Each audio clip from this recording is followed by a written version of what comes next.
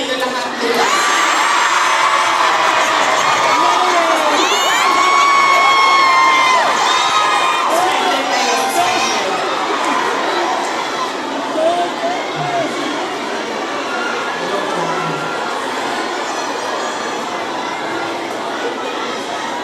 Unahin ko muna ang aking mga pagpapasalamat. Mga thank you muna dahil baka sa sobrang dandalan natin, mamaya sa sobrang pagbibigay ng mensahe ay makalimutan ko ang mga pagpapasalamat. Kaya mabuti nang mauna ang mga pagpapasalamat. Una, tayong lahat ay nagpapasalamat sa Hong Kong government and sa Hong Kong police sa kanilang tulong sa atin para mabuo ang ating pasasalamat ngayong araw na ito. We would like to thank the Hong Kong government and the Hong Kong police for their cooperation, for their support to our Thanksgiving this morning on this very beautiful Sunday.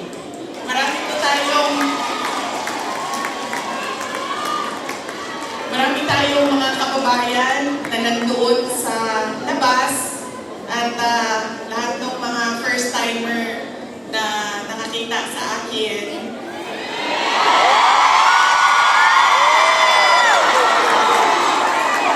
Sabi nila, ang ganda mo pala,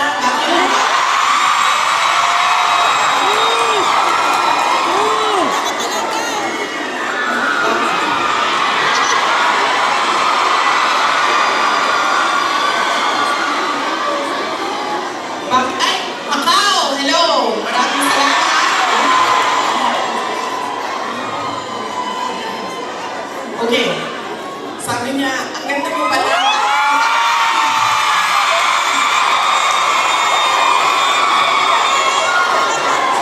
Bakit mo ba kan-shrek sa mga picture mo sa internet? Sabi ko sa kanya, sabi ko, ma'am, basta Pilipina, maganda talaga yan. Hindi ko lang alam sa mga Pilipino, sa mga lalaki natin. Pero sigurado ako sa mga Pilipina ay maganda. Dahil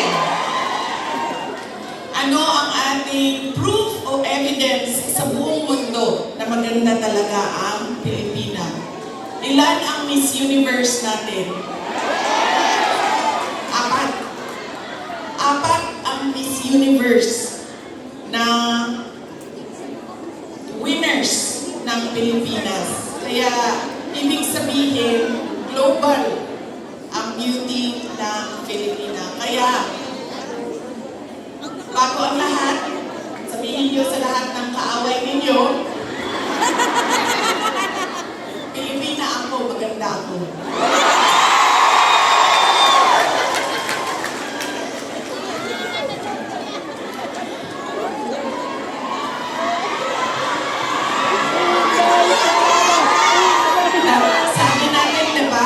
Para sa Diyos, para sa bayan, para sa bawat pamilyang Pilipino. Nauna, ang pasalamat ko sa Hong Kong government, pero ang unang pasalamatan natin ay ang Diyos. Para sa araw na ito, para sa magandang araw na ito, at para sa oportunidad, pagkakataon na ibinigay niya sa atin na magsama-sama ngayong March 9 dito sa Hong Kong. Dinala niya tayo lahat dito para sa bayan. Yan po ang pagpapasalamat natin sa ating Diyos. Dahil binigyan niya tayo ng isang araw ulit na magising, mag-ayos, pumunta dito at pag-usapan ang Thanksgiving, pagpapasalamat at pag-usapan ang ating bayan. Ang sunod na pagpapasalamat ko ay hindi ko isa-isahin yung mga pangalan dahil baka may hindi ako mabanggit at magtampo. So, isa-isahin ko lang ang mga grupo na kailangan natin pagpasalamatan. Unahin ko muna ang Kingdom of Jesus Christ.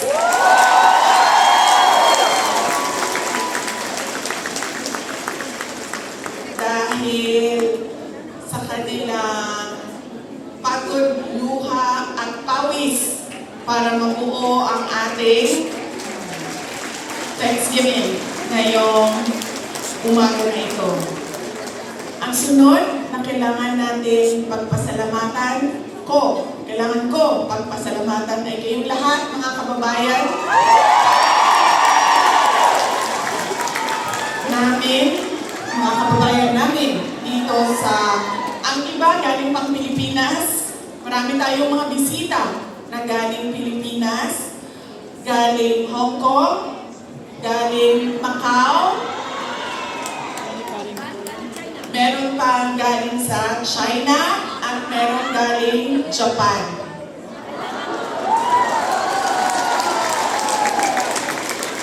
Maraming salamat sa inyo dahil ibinigay ninyo ang oras ninyo ngayong araw na ito. Madami sa inyo kailangan maglaba.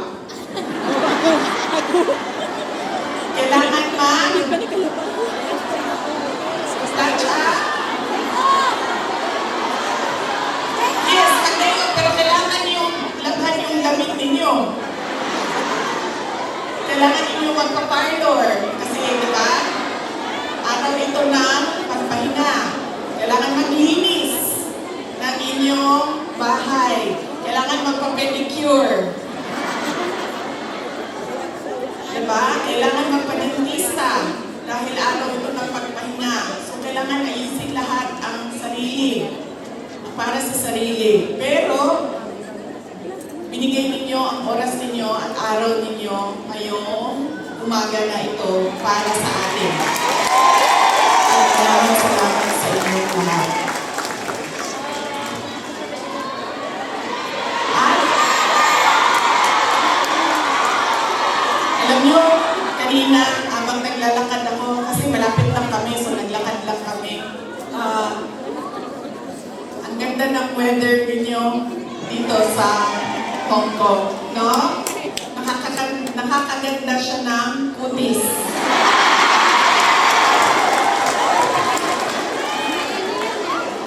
Anong sabi namin na nakatira sa Pilipinas at yung mga nakatira sa mga kababayan natin sa Middle East? Sana all. Sana all, malamig, at tinitirhan. Sana all, maganda ang kutis.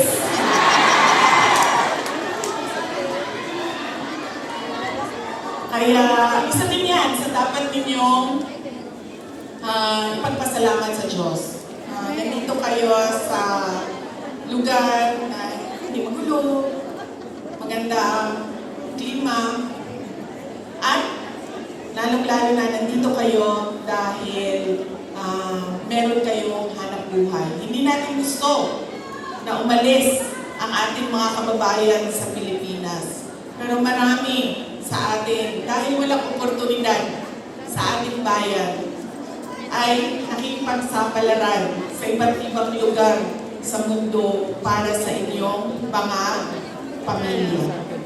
Kaya yun ang sunod natin na pagpasalamatan, yung ating mga mahal sa buhay. Bawat pamilyang Pilipino, kailangan natin magpasalamat sa kanila dahil binibigyan nila tayo ng lakas, sinusuportahan nila tayo, at tinutulungan nila tayo sa ating pakikipagsapalaran sa ibang lugar. Ayaw nila na umalis kayo, ayaw nyo rin na iwanan sila. Pero kailangan natin gawin dahil kailangan suportahan ang ating mga pamilya. Okay? Magpapasalamat ulitin ko sa Diyos, sa Hong Kong government, Hong Kong Police, sa KOJC, sa inyong lahat, mga kababayan namin na nandito, at syempre kailangan natin pasalamatan ang PDP laban. Parang pinagtan na ata nila ang laban, no? PDP na lang, no? Opo.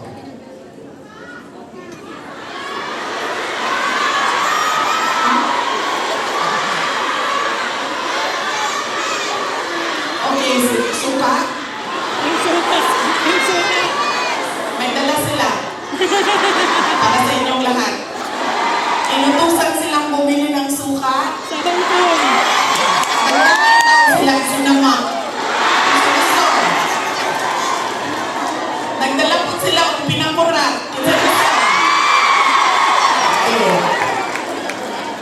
Bagay na sa Lechon Macau o pinakurat. Nagani na bitaw, naglakaw ko nito. Kanaganing... Ay, sorry.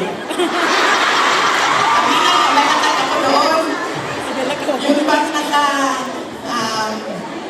nakabitay ng mga Lechon Macau ba yan, no? Sipunan nila. Sabi ko, kakain kaya muna ako. Sabi ko, ay hindi, picturean mo na lang muna. Andito sa aking cellphone yung roasted Pero dog. naglakad-lagay yung Park Lane. Ay, roasted goose. Roasted goose. At, tikman mo nga yun. Balikan ko. Roasted goose at yung parang Lechon Macau. Bagay sa suka.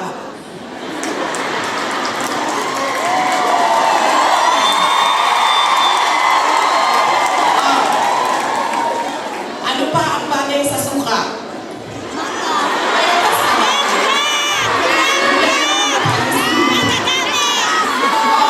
Bagoong!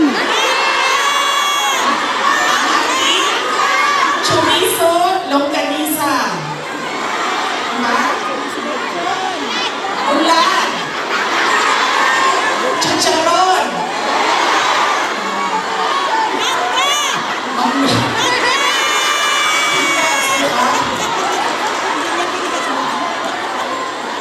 Kinilaw. Yes! Ulan, galunggong. Yes. Diba? So, kaya tayo lahat nauutusan na bumili ng suka. Kasi lahat yan, lahat ng pagkain masasarap, kailangan ng suka. Alam niyo, wala sa listahan ko yung speech na suka. Nagala lang Hong Kong government lang safety. Actually, wala akong listahan ng speech ko dahil matagal ako kagabi nag-decide kung pupunta ako dito sa Thanksgiving.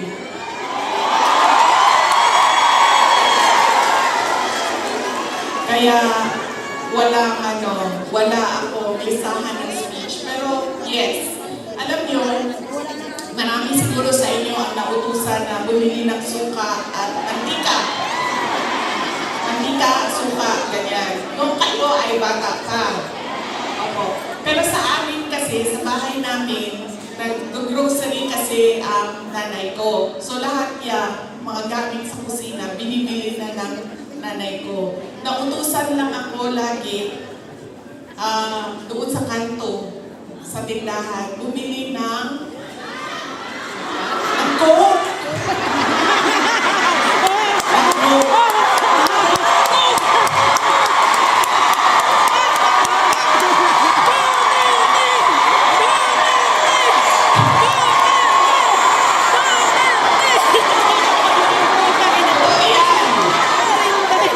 Hindi joke yan, ha? Totoo yan. Alam niyo, di ba, tag 5 pesos lang ang Coke noon? 1980s? Less pa nga ata siguro, 5 pesos. O, mga 4 pesos ang Coke noon. Tapos ang pera natin, yung papel na green na 5 pesos. Oo, yan yun. Pero totoo yan, ha? Hindi Coca-Cola, ha? Kasi kayo naman, sinabi ko, tapos wala pang ano noon, wala pang 1.5, 2 liters. Litro lang yan. Litro lang yan ang kapanahon na natin. So, sana tayo, pagpapasalamat. Pagpapasalamat tayo sa PDP. Ating mga kandidato sa PDP. Aabot tayo dyan mamaya. And syempre, kailangan natin magpasalamat kay Pastor Apollo Kibuloy for his generosity. Alam nyo, bumisita ako sa nung siya ay nasa hospital, sa Pasig Hospital. Sabi niya sa akin, kung hindi ako nakulong, kung hindi ako inoppress, pinahirapan, hindi ko maisip na tumakbo para tumulong sa mga nakakulong, sa mga pinapahirapan at sa na-oppress. Sabi niya, tama lang na ganito ang nangyari dahil na liwanagan ako at napaabot sa akin ang mensahe na kailangan kong tumakbo bilang senador para tumulong sa mga nahihirapan at pinapahirapan.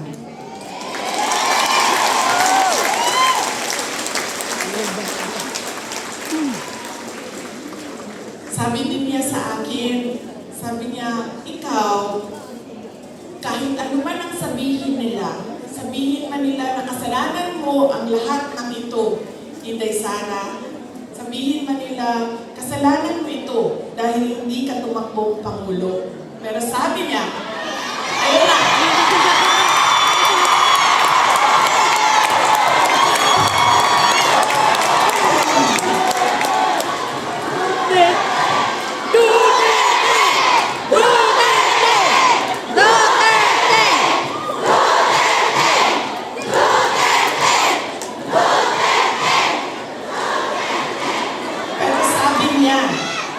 makinig tayo kay Pastor Apollo Kibuloy. Dahil siya ang araw-araw nagbabasa ng Bible. Siya nakakaalam by heart kung ano ang salita ng Diyos. Anong words of God. Sabi niya sa akin, sabi niya, ganitong nangyari sa buhay ko. Sabi niya, Inday Sara, ganyan din nangyari sa buhay mo dahil hindi pwede na ikaw ang mauna at sila ang sumunod. Dahil wala nang katapusan. Dapat sila ang mauna at ikaw ang sumunod.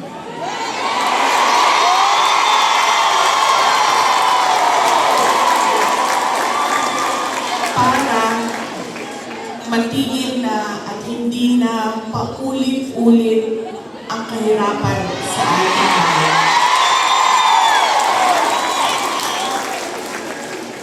Kaya, nung sinabi niya sa akin yon, hindi na masyadong masakit. Masakit pa rin sa akin pag nakakarinig ako ng kasalanan mo yan lahat, Inday Sara. Pero iniisip ko na lang, sinabihan ako ni Pastor Kibuloy, you are there, you are where you are intended to be by God. Exactly.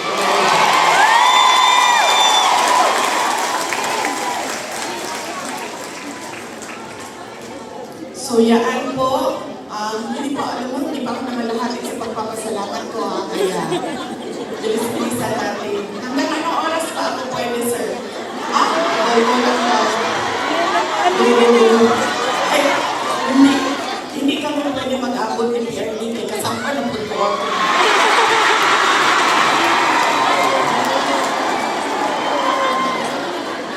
Diba mo nang nagsalit ko, Tagalog din. Alam nyo, bakit ako nandito ng maaga? Gumising talaga ako ng maaga. Ang alarm ko, 6:30 a.m., 7 a.m., 7:30 a.m., 8 a.m. Apat yung alarm ko. Para hindi kami mag-abot ni President Rodrigo Duterte. Hindi kasi may control. Kasi pagagalitan na naman niya ako sa mga pangyayari. No, hindi siya nagagalit. Actually, mabait. Kumalma na si PRD nung medyo nagka-edad na siya. Mahal ko kayo.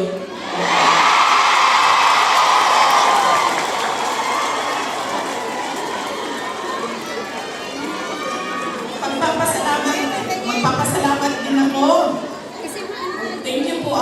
kagabi po, merong mga kababayan natin na nasa hotel.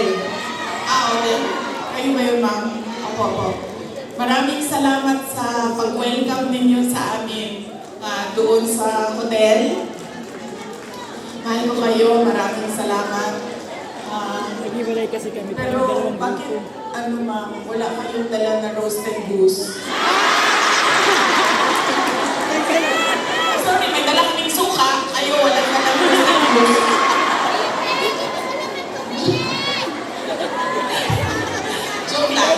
Joke lang. Pero salamat salamat sa pag-welcome ninyo sa amin doon. Sigurado ako na kahapon may kailangan din kami busy din yung oras ninyo. Pero punta kayo doon at pinelkan nyo kami sa hotel. Maraming salamat sa inyo.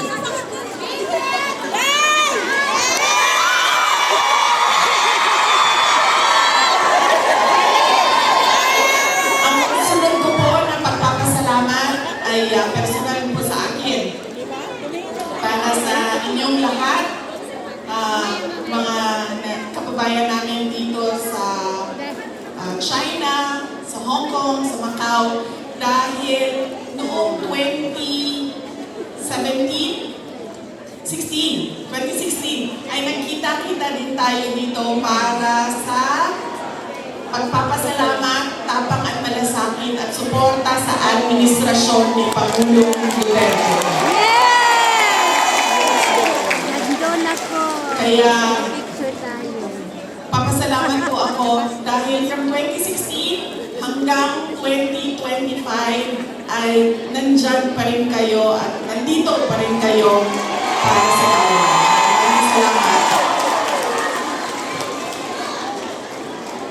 Sunod po ay personal pa rin ang pagpapasalamat ko sa inyong lahat, sa tulong ninyo, sa kampanya ninyo, sa suporta ninyo para sa akin, at sa boto ninyo noong nakaraang halalan noong 2020.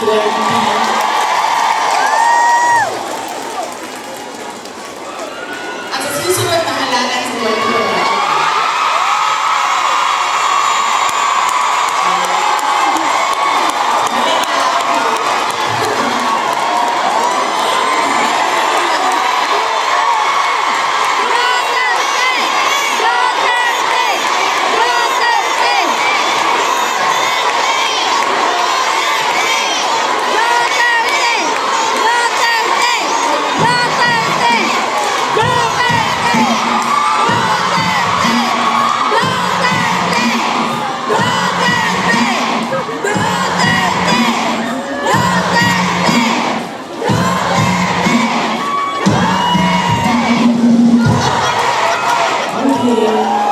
Papunta na po ang suspension order.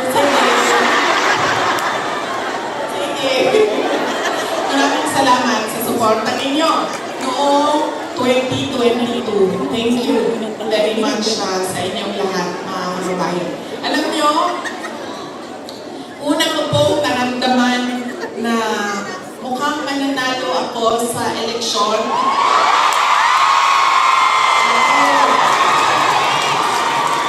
Dahil nakita ko ang overseas absentee voting results. Una siyang lumabas.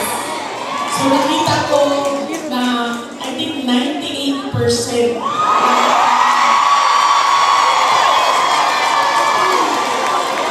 na OFW votes ay para sa akin. Kaya doon ko naramdaman na parang baka siguro manalo ako.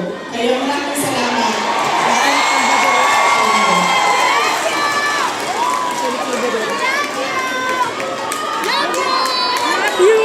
Ang susunod po na pagpapasalamat ay sa akin pa rin para sa inyong lahat, sa suporta ninyo sa aking mga kasamahan, sa aming trabaho, sa programa at proyekto ng Office of the Vice President. Maraming salamat po sa inyo lahat. Dahil kayo lang po ang sumusuporta sa OVP, ang buong gobyerno po ay iniwanan na po ang OVP. Yung satellite offices po namin ay nagsisika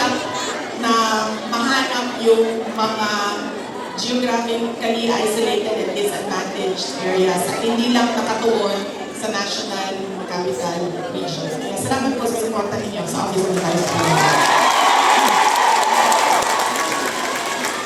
Ang susunod po na pagpapasalamat ko ay ang mahal ko kayo.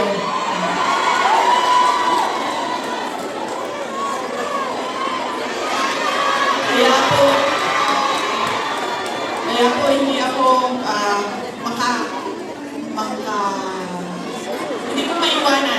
hindi ko maiwanan ang aking katayuan, tama ba, pwesto, posisyon dahil sa inyong lahat. Servisyo o makapagtrabaho sa ating pamahalaan. Sa oportunidad na ginahatag ninyong kanamo na makasilbi sa ato ang nasod. Maraming salamat po sa inyong lahat. Okay, so yan na po ang aking mga pagpapasalamat. Meron pa ba akong hindi naman? Maraming salamat, ma'am. Ang sunod ay lilipat na po ako.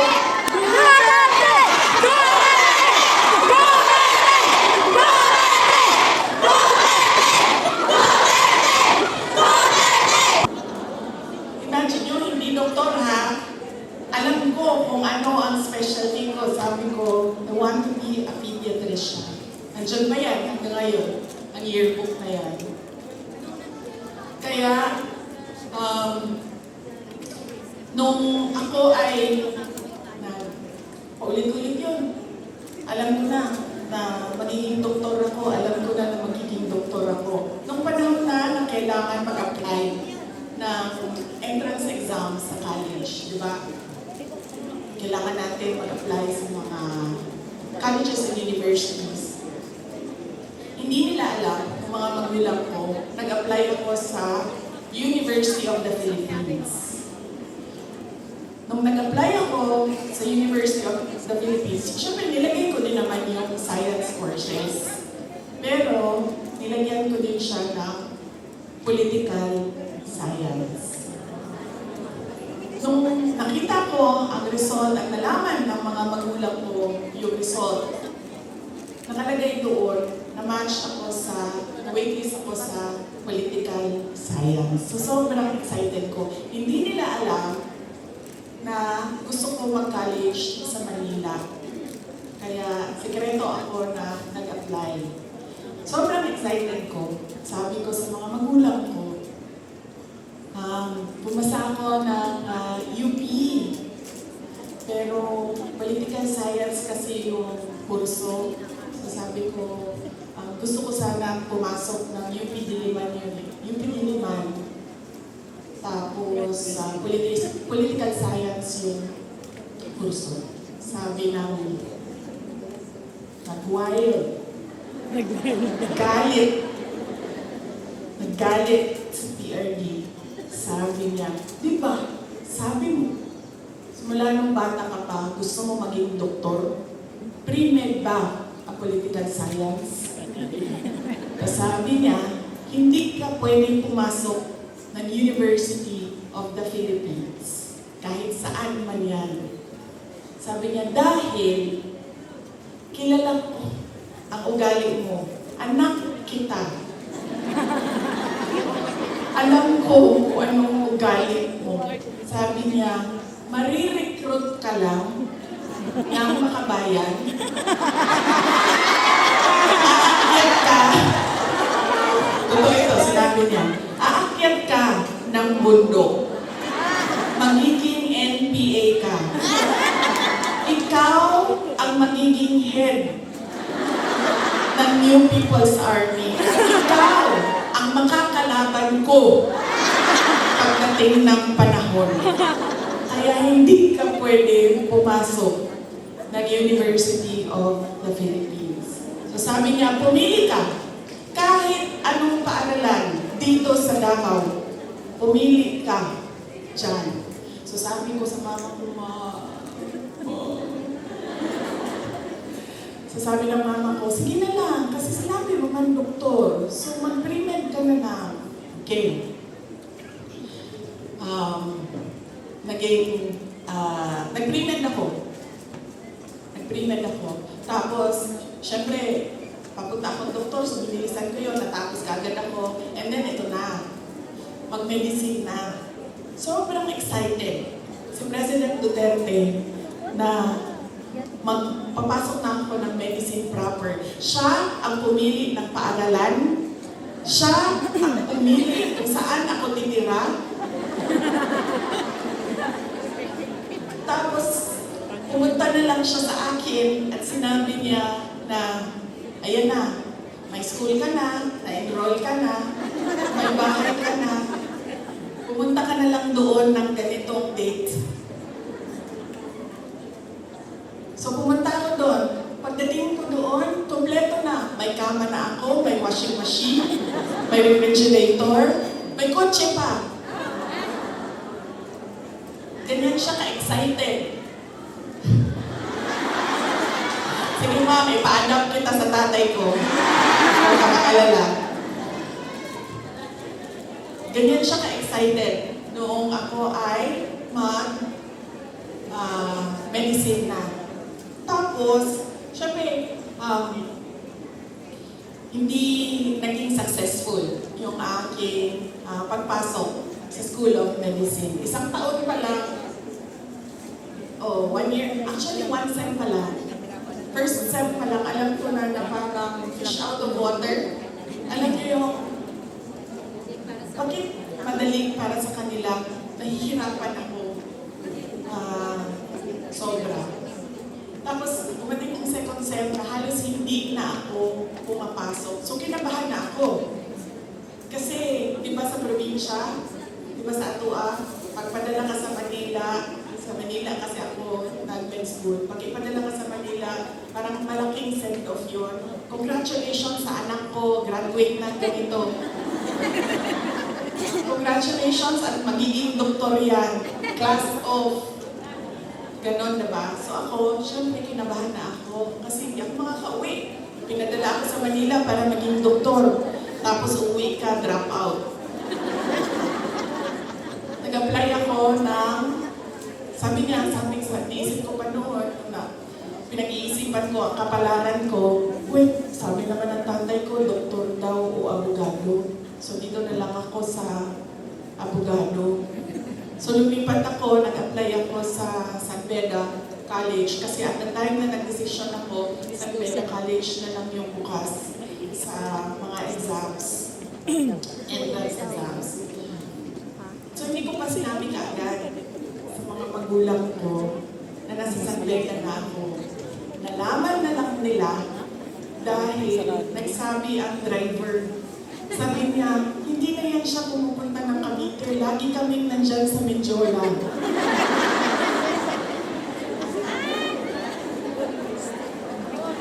Nung nalaman niya na nasa law school ako, sobrang naging mas masaya siya. Nung nalaman niya, mas masaya siya, mas excited siya. Noong ikumpara ko, nung pasok ako ng med school, nung nalaman niya na nag-apply na ako ng law school. Tapos, syempre sinabi ko sa inyo, di ba, hard lang yung generation ng parents natin, mga magulang natin. So,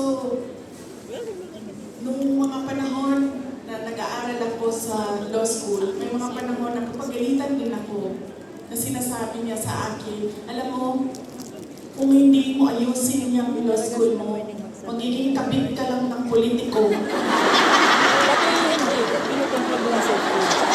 Kasi ang dalawa ang focus nila. Ganyan. Safety. Ganyan siya. Di ba pangit pakinggan sa atin? Pero ganyan yung style niya para i-dikdik sa'yo na mag-aral ka.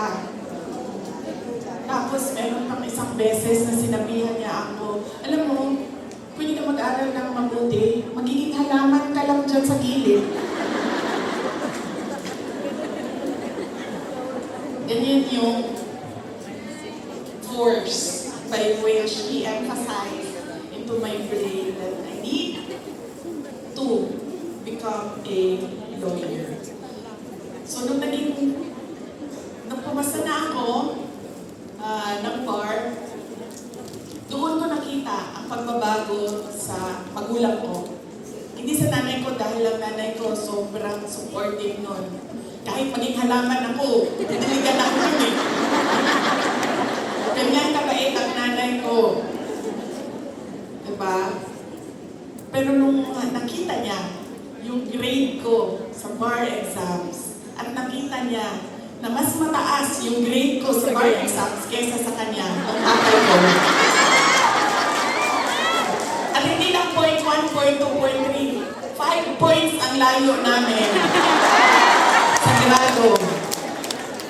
Doon siya nagbago. Parang naging tao na ako sa paningin niya. Lalo pati, pag every time nababanggit yung grade sa bar, hindi na siya talaga nagsasalita. Tinapay na siya. Tapos lagi ko pa sinasabi sa kanya, sabi ko, partida yan pa ha, kasi hindi ako nag-aral eh. Kung nag-aral ako, top-notcher ako eh.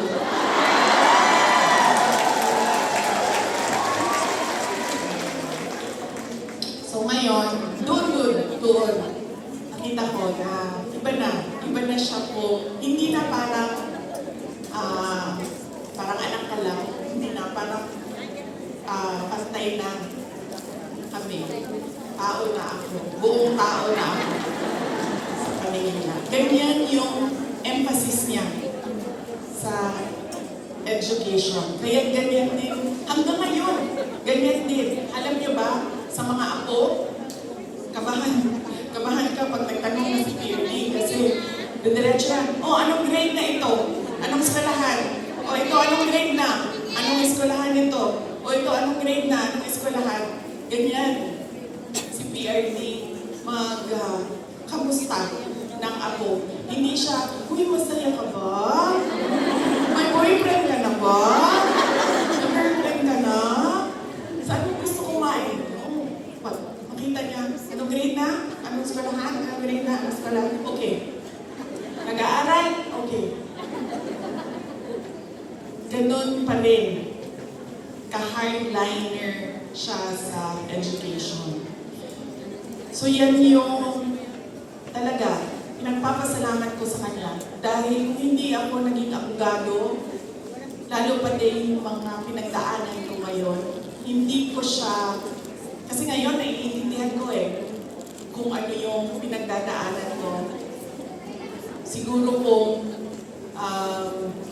hindi niya pinilit, hindi ako ganito ka-confident sa aking ginagawa. So sana din sa inyong lahat, ganun din. Kaya nung nangangampanya ako noong 2022, lagi kong sinasali ang kampanya, plataforma ko ang edukasyon. Sana ganun din ang inyong mga anak, ang inyong mga kapatid, ang inyong mga apo. Huwag ninyo silang tigilan. Dahil minsan ako pag pumupunta sa mga barangay ninyo, sa mga municipality ninyo, meron talaga akong naririnig na sumasagot na, college graduate naman pero wala namang trabaho. Pero iba din ang trabaho ng college graduate at natapos lang ng grade 6. Iba talaga yun. Iba yung oportunidad na dumadating sa mga nakapagtapos kaysa natapos lang ng grade 3, grade 4. At madami yun. Madami yan sa ating bayan ngayon. Pagdating ng high school, ay sinasabihan yung mga anak, kailangan mo na magtrabaho, tumulong sa pamilya. Kaya dapat, huwag nating tigilan ang ating mga anak. Paulit-ulit talaga yan. Edukasyon ang susi ng pagbabago ng buhay nila. gobyerno na gusto ay Pagpapasalamat para kay PRRD para sa edukasyon. Ang susunod po ay ang pagpili natin ng kandidato sa 2025 ngayong darating na Tapos nag-work ako buwan. ng Davao. Kay bawa mo na tagam, kaon kayo kung tagam atong kandidato dito, no? tagam na yan, tagam. Namin ako ng supervisor. Yan Ano lagi. sa confidential kay ano? Meron pa isang beses. Suruan ako. Bisaya. Si Cebu. Ano ba? Ay, sa Gusto din di oro. Basta, usually kasi pag Bisaya, di ba, diretso na silang istorya, wala na silang break. Break. Inday Sara, anak ko, yes ma'am. Ano siya? Nakakaon kang tagaw, no?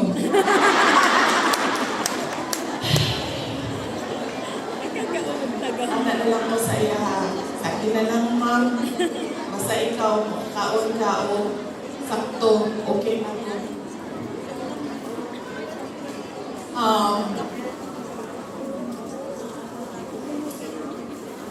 Ayaw ko kasi masakit sa akin ang sabihin ang sorry sa inyong lahat.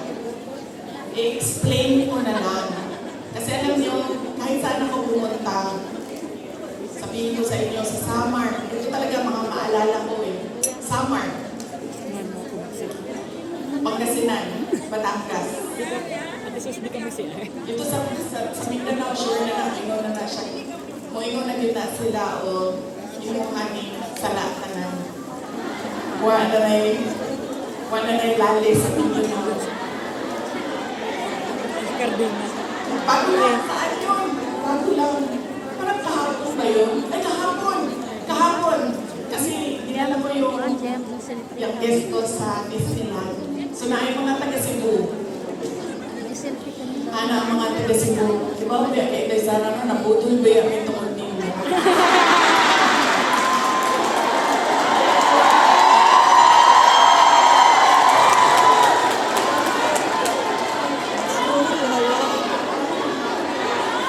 Ang si Samar, sabi sa akin, maalala ko yun. Kaya ba ka, sana Tagalog siya kay waray na tayo sa langkot. Waray man na sila dito no. So Tagalog siya sa ako. Sabi niya, alam mo na scam kami dahil sa iyo. Lalaki ko yun siya niya, senior ba? So wala lang yung ko nito, ano na lang ko kasi siya. So, akala ko kasi, ito na naman tayo sa bagong akala.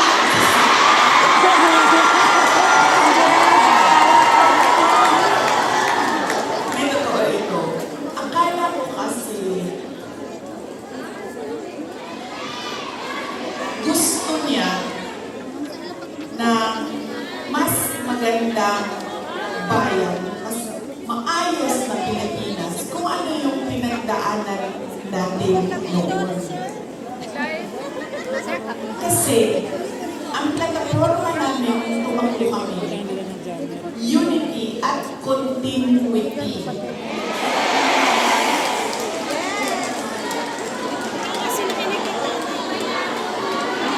Lagi.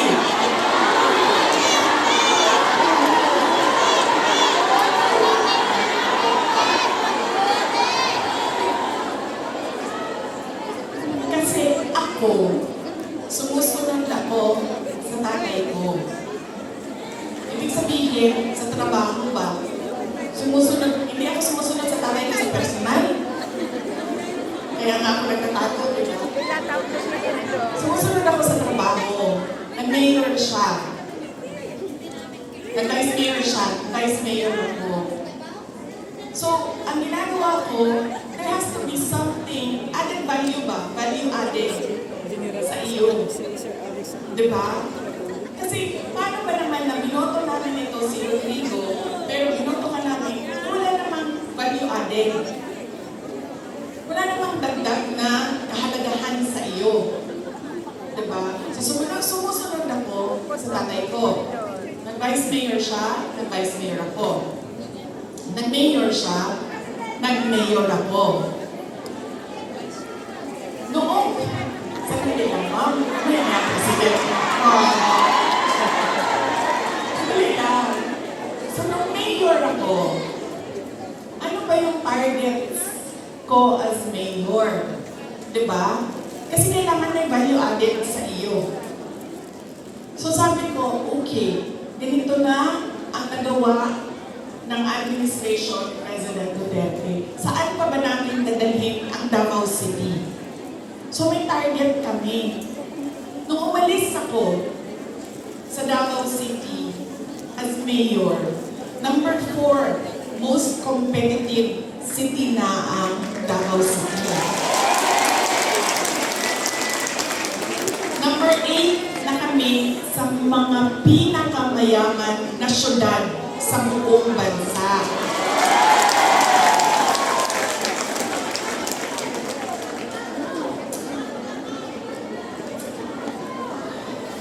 Insurgency-free na ang Davao City. Alam niyo, buong term ni PRD, hindi niya natapos talaga yung problema ng Pakibato.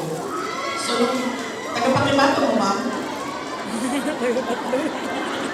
Mabaya din na ingon ni PRD, siya mag-NPA lang ka sa Pakibato, ikaw kalaban sa mga sundalo. Ayaw, ganda rin na sa UP. Okay. Diba? Hindi niya natapos. At sa akin, meron kasi insidente doon na ako ang mayor, namatay yung opisyal. Na napagalitan ako ng nanay. Sayas yung pamilya. Kausap ko siya sa phone, sabi ko, ma'am, pasensya na, namatay yung anak mo. Ganyan. Napagalitan niya ako. So sinabi ko, sige, tapusin natin yan. So tinapos namin. In 3 years, 4 years. In 4 years, tinapos namin yung problema sa Pakibato. There has to be something new and something better in you. Akala ko kasi ganyan. Dito ko lang naintindihan na hindi pala lahat ng tao pareho ko mag-isip. Yun yung naging problema. So yun yung kailangan ko ihingi ng pasensya sa inyong buhay. Dahil, sabi nga ni Pastor Kimuloy, dapat lang siguro mangyari ang mga nangyayari para makita natin. Kuwawa lang siguro ang mga tao, ang bayan, pero if we talk about the divine, maybe there is a reason for what is happening. So yun yun. Ngayon, pipili na naman tayo ng mga opisyal ngayong Mayo. Ano ba ang problema natin, mga botante? Ang problema sa atin, ang pinipili natin ay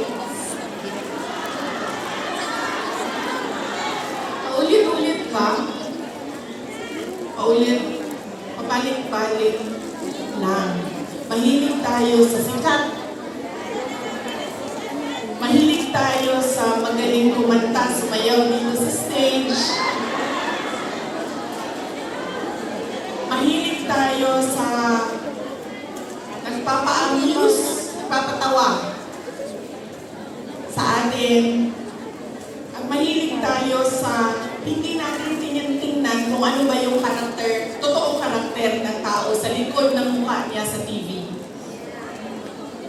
Ganyan tayo ang ugali ng mga Pilipino botante.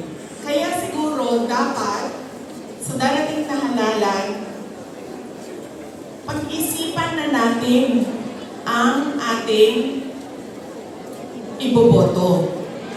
Sabi ko nga sa inyo, nadala na ako, na-scam na ako, nabudol na ako.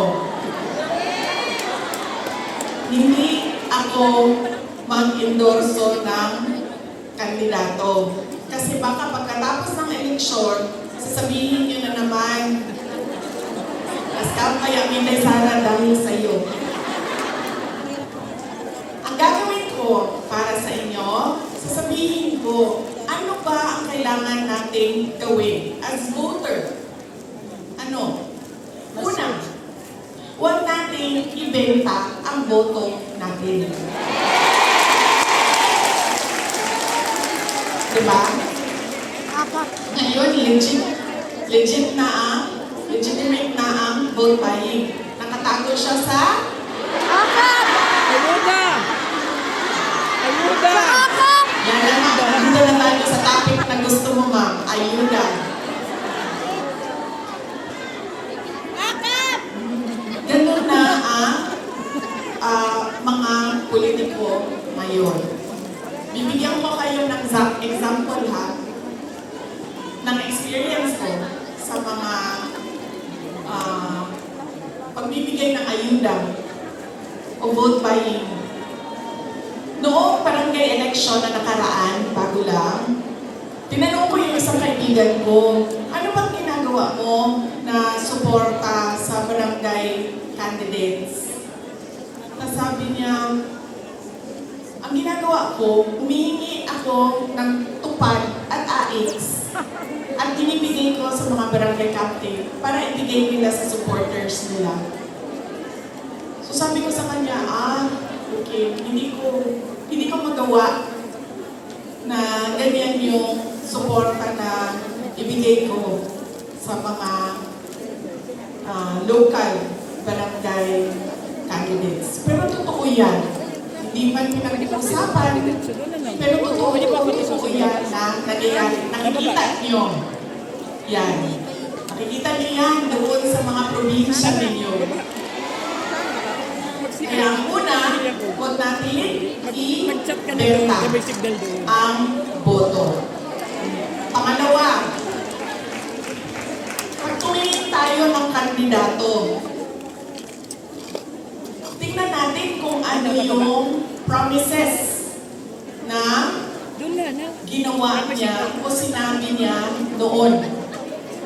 Tapos, tingnan natin, binigay ba niya yung kanyang promise? Saan? Pangako sa'yo?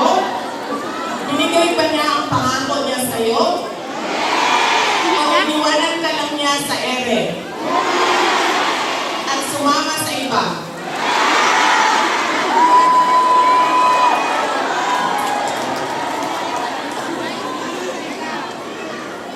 Ganyan. Ang pangalawa, na kailangan natin iniwanan ka talaga. Si Ma'am Gemma, ay,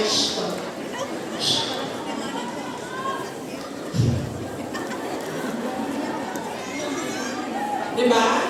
Hindi pwede yan. Hindi na pwede. Kasi ano, ganun tayo dati. Oo. Ito.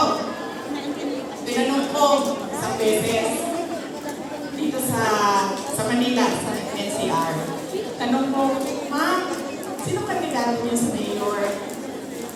Sabi niya, si ano, ganito, Pilido.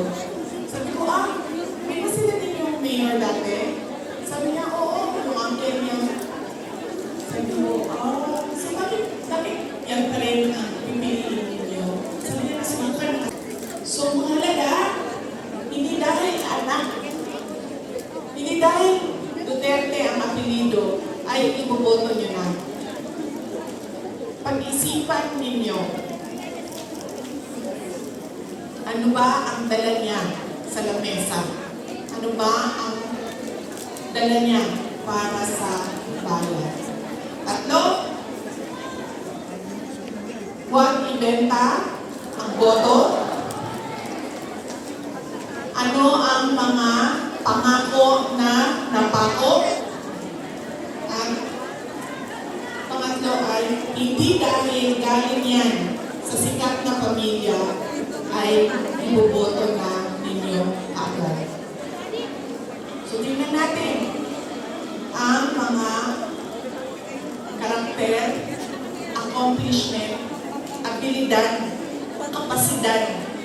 ng mga kandidato nating senador. Kapag inutusan niyang bumili ng suka, automatic na yan, may abilidad na yan. Diba? Saan ang galing ang abilidad niya? Siyempre, kung saan yung saan yung bilihan ng suka, doon yan sa shortcut na daan. Hindi yan sa sa malayo na daan. Para mabilis dumating ang suka. Pangalawa, inutusan bumili ng suka. Napadaan sa barkada. Tapos na? So, ang sinabi ay, Kalimutan. ayun ka namang gawang bakit ka pa. So, ang sinabi niya ay pare, hatid naman ito ng suka namin sa bahay kasi kailangan niyan doon. Dito nang muna ako. Diba? Abilidad. So, mahalaga yan. Kailangan natin pag-isipan itong eleksyon na ito. Kailangan natin baguhin ang ating pagpili ng kandidato. So yan, ang aking mensahe para sa inyong lahat ngayong araw na ito. Mensahe ng pagpapasalamat, mensahe ng edukasyon, at mensahe ng pagbabago kung paano tayo pumili ng ating mga senador. Hindi lang senador, governor, mayor, lahat ng ating mga public officials. So yan po ang aking ilang oras ito? 1 hour na mensahe sa inyo. Sana ay alam nyo, gusto ko lumapit sa inyo. Kasi gusto ko personal yung pagpapasalamat. Kaso pwede pa naman tayo magkagulo. Kasi kanina sa labas, nasisigawan na ako ng pulis. Nasisigawan na niya ako kasi medyo nakagulo kami doon sa picture taking namin sa labas. So, pwede ba ako mag-hello sa inyo? Tapos, huwag lang tayo magkagulo kasi pagkakalayasin tayo. Kainin na kami. Ulitin ko, maraming salamat. Magandang tanghali sa inyo. Salamat po sa inyo. Maraming salamat, Vice President Sara Duterte.